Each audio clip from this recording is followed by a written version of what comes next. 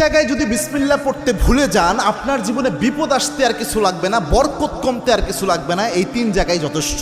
খুব মারাত্মক একটা বিষয়। বিসমিল্লাহ তো মোটামুটি সব ভালো কাজের শুরুতেই পড়া হয়, তবে সব জায়গায় ভুলে গেলেও এই 3 জায়গায় মিনিমাম ভুলা উচিত নয়। তার মধ্যে 1 নাম্বার যেটা, এটা আমি সবচেয়ে গুরুত্বপূর্ণ মনে করি, সেটা হচ্ছে বর্তমান পরিস্থিতিতে এটা হচ্ছে আপনার বাথরুমে প্রবেশের শুরুতে বিসমিল্লাহ পড়া। অনেকে বলতে পারেন, হুজুর বাথরুমে ঢুকবেন আবার বিসমিল্লাহ কিভাবে?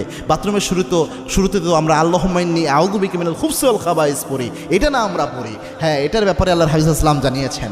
আল্লাহর হাবিব সাল্লাল্লাহু আলাইহি ওয়াসাল্লাম জানিয়েছেন, কোনো ব্যক্তি যদি বাথরুমে প্রবেশের সময় পড়ে আল্লাহুম্মা ইন্নী আউযু বিকা মিনাল খুবসি ওয়াল খাবাইস, এর ফজিলত হলো ওই ব্যক্তি বাথরুমে প্রবেশ করলে বাথরুমের মধ্যে যে দুষ্ট জিনগুলো থাকবে ওই ব্যক্তিকে দেখতে পাবে, কিন্তু কোনো ক্ষতি করতে পারবে না। কিন্তু কোনো ব্যক্তি যদি বিসমিল্লাহ লাগিয়ে দিতে পারে, বিসমিল্লাহি আল্লাহুম্মা ইন্নী আউযু বিকা মিনাল খুবসি ওয়াল খাবাইস, এই বিসমিল্লাহ সহ যদি দোয়াটা পড়তে পারে,